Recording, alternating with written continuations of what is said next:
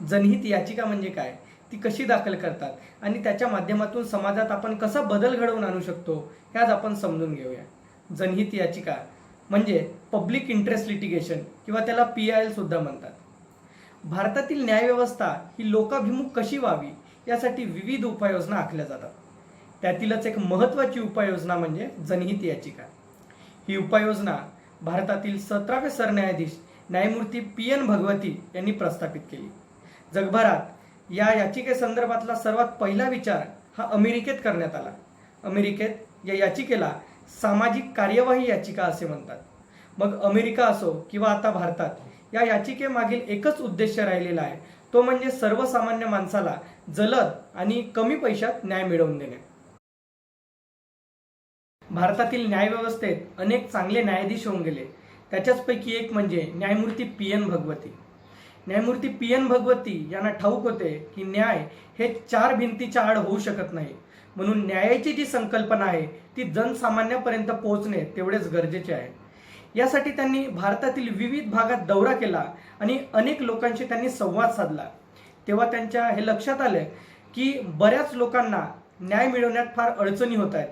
म्हणून त्यांना हे भासलं की न्यायाची जी संकल्पना आहे ती व्यापक होणे आता गरजेचे आहे. म्हणूनच जनहिताचे किंवा समाजहिताचे जे काही प्रश्न सोडवायचे असतील तर त्यासाठी जनहित याचिकेची गरज आहे हे त्यांना जाणवले. म्हणून त्यांनी SP गुप्ता विरुद्ध भारत सरकार या खटल्याचा निर्णय देत असताना त्यांनी ही जनहित याचिकेची संकल्पना उदयास आणली. या खटल्याचा निर्णय देत असताना ते सांगतात की एखाद्या व्यक्तीच्या मूलभूत अधिकारांचे उल्लंघन होत असतील किंवा एखाद्या आर्थिक सामाजिक दुर्बल घटकांवर जर अन्याय होत असेल आणि न्यायालयात दाद मागण्याची जर त्याची परिस्थिती नसेल तर तो संविधानाच्या अनुच्छेद 226चा आधार घेऊन थेट उच्च न्यायालयात अर्ज दाखल करू शकतो, याचिका दाखल करू शकतो. जर तशाच प्रकारची प्रक्रिया जर सर्वोच्च न्यायालयात करायची असेल तर संविधानाच्या अनुच्छेद 32चा आधार घेऊन सुद्धा सर्वोच्च न्यायालयात ही याचिका दाखल करता येते. डॉक्टर बाबासाहेब आंबेडकरांच्या मते सुद्धा हे अनुच्छेद फार महत्त्वाची ठरलेली आहेत. कारण की एकीकडे जिथे संविधानात आपल्याला मूलभूत अधिकार बहाल केलेले आहेत आणि जर या मूलभूत अधिकारांचे जर कुठे उल्लंघन होत असेल तर त्याच्या विरोधात न्यायालयात दाद मागण्याची सुद्धा कुठेतरी तरतूद आपल्याला दिसते. म्हणून डॉक्टर बाबासाहेब आंबेडकरांच्या मते ही कलमे फार महत्त्वाची ठरलेली आहेत. आपण जाणून घेऊयात की कुठल्या प्रश्नांवर आणि कुठल्या कारणांसाठी आपण जनहित याचिका या दाखल करू शकतो. एकंदरीतच समाज हिताला जे जे काही हानिकारक घटक आहेत याच्या विरोधात आपण जनहित याचिका दाखल करू शकतो. त्यात आपल्या मानवी हक्कांचे उल्लंघन असेल, पर्यावरणात होत असलेले प्रदूषण असेल, आपली संस्कृती, वन्यजीव, जंगले यांच्या संरक्षणासाठी असेल किंवा सामाजिक, आर्थिक आणि समाजातील कोणत्याही घटकांवर होत असलेल्या अन्यायाविरुद्ध आपण जनहित याचिका दाखल करू शकतो. असे अनेक प्रश्न आहेत ज्याच्या विरुद्ध आपण सर्वोच्च न्यायालय किंवा उच्च न्यायालयात जाऊन ही याचिका दाखल करू शकतो. याचिकेसंदर्भातील उदाहरण जर आपल्याला पाहायचं झालं तर तुमच्या शहरात किंवा तुमच्या गावात जर बऱ्याच वर्षापासून जर रस्त्यावर खड्डे असतील तर त्याच्या विरोधात सुद्धा तुम्ही जनहित याचिका ही दाखल करू शकता. मुंबई उच्च न्यायालयात अशा प्रकारची याचिका दाखल सुद्धा झाली आहे. याचा निकाल देत असताना मुंबई उच्च न्यायालय सांगते की रस्त्यावरील खड्डे हे मानवी हक्कांचे उल्लंघन आहे. जिथे आपल्याला कलम 21 मध्ये सन्मानाने जीवन जगण्याचा अधिकार दिलेला आहे ते त्याचे उल्लंघन आहे असे मुंबई उच्च न्यायालय आपल्याला सांगते. आणि दुसऱ्या बाजूने पाहत असताना बरेचदा गावातून बरेच महामार्ग जात असतात किंवा मोठे मोठे धरण सँक्शन होत असतात तर याच्या विरोधात सुद्धा आपण जनहित याचिका दाखल करू शकतो. जर त्या रस्त्यातून किंवा धरणाच्या याच्यातून जर आपल्या पिकांना जर नुकसान होत असेल किंवा एक मोठा जनसमुदाय जर त्याच्याने प्रभावित होत असेल तर त्याच्या विरोधात आपण जनहित याचिका ही दाखल करू शकतो. एकंदरीतच केंद्र सरकार असेल, राज्य सरकार, महानगरपालिका, शासकीय मंडळं, शासकीय संस्था किंवा शासनाचे ज्या जे काही प्राधिकरण आहेत यांच्या विरोधात आपण जनहित याचिका दाखल करू शकतो. पुढे आपण जाणून घेऊयात की ही याचिका कुठे दाखल करतात आणि त्याची प्रक्रिया काय. तर जनहित याचिका ही सर्वोच्च न्यायालय किंवा उच्च न्यायालयातच आपण दाखल करू शकतो. जर पर्यावरणासंदर्भातील जर प्रश्न असेल तर त्या संदर्भातील याचिका आपण राष्ट्रीय हरित न्यायाधिकरणात सुद्धा दाखल करू शकतो. तर त्याची प्रक्रिया काय, तर एक आहे लेटर पिटिशन. म्हणजेच टपालाद्वारे किंवा अर्जाद्वारे याचिका दाखल करणे. दुसरी, आपण स्वतः किंवा वकिलाच्या मार्फत आपण ही याचिका दाखल करू शकतो. जर आपण टपालाद्वारे किंवा अर्जाद्वारे जर ही याचिका दाखल करू इच्छित असू तर त्याच्यासाठी एक विशिष्ट अशी काही प्रक्रिया नाही. आपला जो काही प्रश्न असेल, आपली जी काही समस्या असेल त्याच्या संदर्भातील एक अर्ज आपण सर्वोच्च न्यायालय किंवा उच्च न्यायालयाच्या सरन्यायाधीशांना पाठवू शकतो. पण अशा पत्रात कुठल्या पत्रात दखल घ्यायची हे मात्र त्या न्यायाधीशांच्या हातीच असते. जर आपण वकिलामार्फत किंवा स्वतःमार्फत जर आपण याचिका दाखल करत असू तर त्याची प्रक्रिया काय. जर आपण ही याचिका उच्च न्यायालयात दाखल करत असू तर याचिका दाखल करत असताना आपल्याला तिच्या 2 प्रती या न्यायालयात सादर कराव्या लागतात. आणि सोबतच आपल्या याचिकेत किती प्रतिवादी आहेत, म्हणजे आपण किती लोकांच्या विरुद्ध ही याचिका दाखल करत आहोत, त्या सगळ्यांना आपल्याला या याचिकेची एक प्रत पाठवावी लागते. आणि पाठवलेला अहवाल हा आपल्याला कोर्टासमोर सादर सुद्धा करावा लागतो. जर आपण सर्वोच्च न्यायालयात जर ही याचिका दाखल करत असू तर आपल्याला याचिकेच्या 5 प्रती या आपल्याला द्याव्या लागतात. पण इथे प्रत्येक प्रतिवाद्यांना ही प्रत देणे बंधनकारक नाही. जर आपल्याला सर्वोच्च न्यायालय सांगत असेल की तुम्हाला ही प्रत द्यावी लागेल, फक्त तेव्हाच ते देणे गरजेचे. याचिका दाखल करण्यासाठी आपल्याला खर्च किती लागतो, तर आपल्या याचिकेत किती प्रतिवादी आहेत त्यानुसार हा आपला खर्च असतो. प्रत्येक प्रतिवाद्यासाठी आपल्याला 50 रुपये द्यावे लागतात. जर तुमच्या याचिकेत जर 5 प्रतिवादी असतील, म्हणजे जर तुम्ही 5 जणांविरुद्ध ही याचिका दाखल करत असाल तर प्रत्येक प्रतिवाद्यांसाठी तुम्हाला 50-50 रुपये हे द्यावे लागतात. आणि जर तुम्ही वकिलामार्फत जर करत असाल तर वकिलाची जी फीज असेल ती तुम्हाला द्यावी लागेल. बरेचदा वकिलाच्या मार्फत ही याचिका दाखल करणे महत्त्वाची ठरते, कारण की वकील हा त्याला कायद्याच्या चौकटीत बसून ते न्यायालयापुढे मांडत असतो. महाराष्ट्रात म्हणा किंवा भारतभरात अशा विविध संस्था आहेत किंवा विविध वकील आहेत जे तुम्हाला या संदर्भात माहिती देऊ शकतील, मोफत सल्ला देऊ शकतील. पुण्यातील ॲडव्होकेट असीम सरोदे असतील किंवा असे अनेक वकील आहेत आणि संस्था आहेत जे तुम्हाला या याचिकेसंदर्भात सल्ले देऊ शकतात. की जनहित याचिका ही समाजात बदल घडण्यासाठी कशी उपयोगात ठरते आणि याच्या माध्यमातून समाजात कसा बदल घडलेला आहे. तर 1992 साली भौरी देवी ज्या शासनाच्या बालविवाह प्रतिबंध मोहिमेत काम करत होत्या आणि त्या एक सामाजिक कार्यकर्ता होत्या. त्यांनी एका घरात, राजस्थानात एका घरात त्यांनी बालविवाह रोखण्याचा प्रयत्न केला.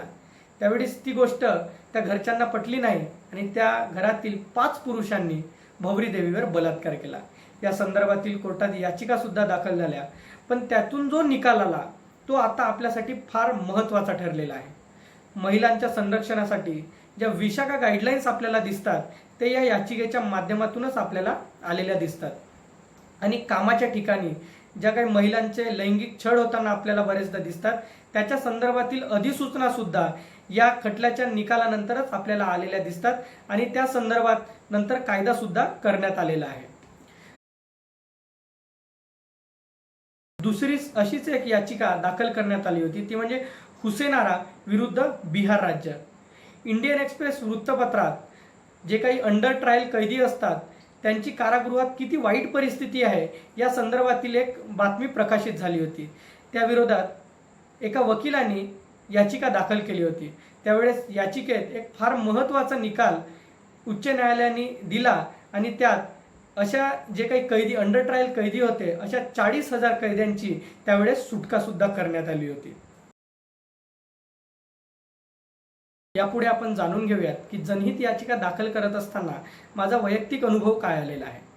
तर निवडणुकीच्या दरम्यान पंतप्रधान नरेंद्र मोदी यांची सभा ही पुण्यातील एका महाविद्यालयात आयोजित करण्यात आली होती.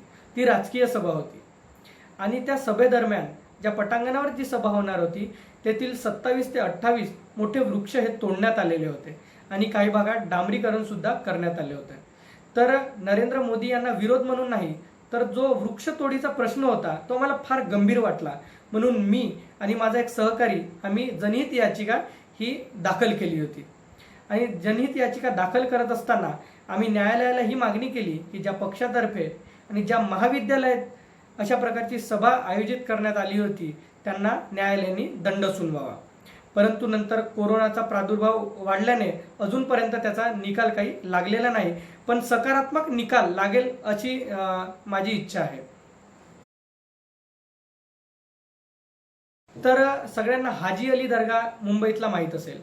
तर हाजी अली दर्ग्यात आमच्या सर्व मित्रमंडळी आम्ही तिथे गेले असताना आम्हाला एक निदर्शनात आले की जो काही सांडपाणी होता हाजी अली दर्गातील तो समुद्रात सरळ सोडून देण्यात होता।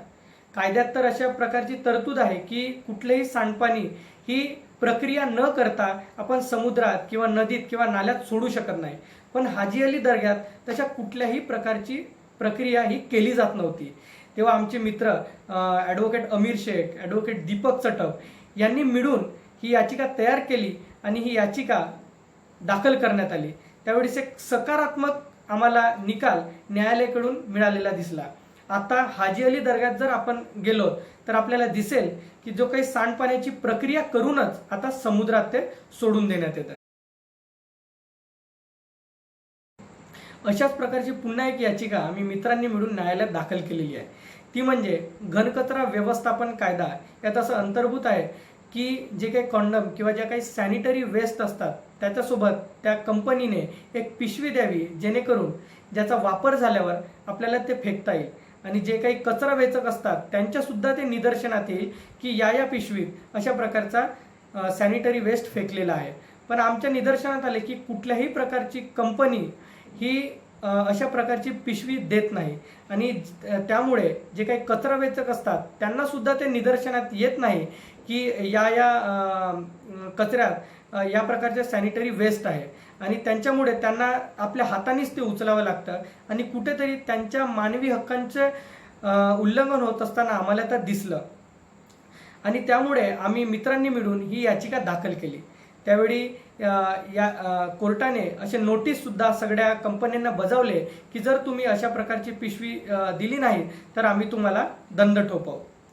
समाजात असे बरेच प्रश्न आहेत। जर तुम्ही आदिवासी भागात राहत असाल तर मोठमोठ्या कंपन्या येऊन तिथे वेगवेगळ्या प्रकारचे उत्खनन करतात, याच्या विरोधात सुद्धा आपण जनहित याचिका दाखल करू शकतो। म्हणजे समाजात जे काही आपल्याला प्रश्न दिसतात त्याच्या विरुद्ध आपण जनहित याचिका दाखल करू शकतो। पण बरेचदा याच्यातून या याचिकेतून बदल घडणार नाही या भावनेने आपण त्या प्रश्नाकडे दुर्लक्ष करतो। पण माझी सगळ्यांना विनंती आहे की असे जर आपल्याला प्रश्न दिसत असतील तर आपण कुणाच्या तरी सल्ल्याने, कुणाच्या तरी मार्गदर्शनाने आपण अशा प्रकारच्या याचिका दाखल करू शकतो आणि आपल्या प्रयत्नातून कुठेतरी समाजात बदल घडेल आणि आपण त्या समाजात होत असलेल्या बदलाचा आपण एक भाग असू या जाणीवेने आपण सगळ्यांनी पुढे येऊन अशा प्रकारचे जनहित याचिका असतील हे दाखल करू शकतो आणि जिथून आपल्याला नक्की कुठेतरी यश मिळेल आणि नक्की समाजात बदल होताना आपल्याला कुठेतरी दिसेल। धन्यवाद।